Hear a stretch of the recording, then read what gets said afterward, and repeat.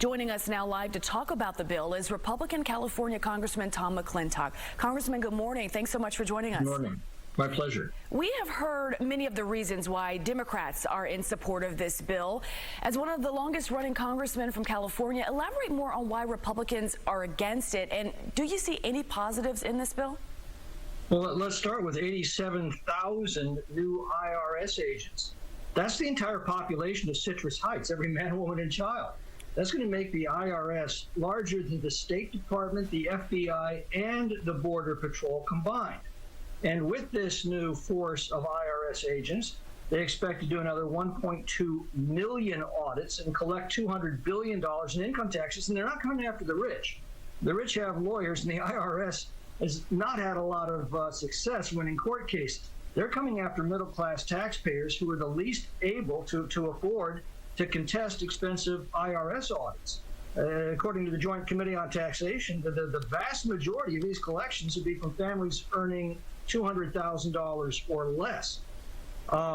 There's about $300 billion in corporate tax increases, as you pointed out. The problem is corporations don't pay taxes. There are only three ways a corporate tax can be paid: by consumers through higher prices, by employees through lower wages, and by investors through lower earnings. That's your retirement fund.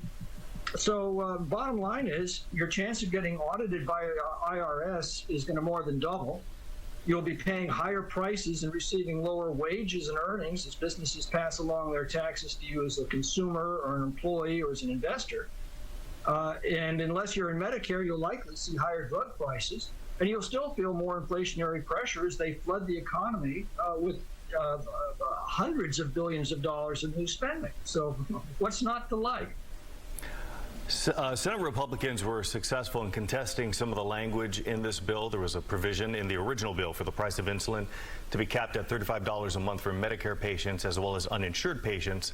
That protection was later removed. Any insight as to why GOP senators fought to remove that provision for private insurance holders? As I understand it, the Medicare prices are capped, but the private prices are not, which means that you're going to see a price shift from Medicare to private sector patients. So if you've got private insurance through your employer, for example, you'll likely see higher prices for your pharmaceuticals. Meanwhile, they're transferring money from the pharmaceutical industry, which is arguably one of the most productive parts of the economy, and transferring it to green energy, one of the least productive industries. And does anybody think that's going to change the climate?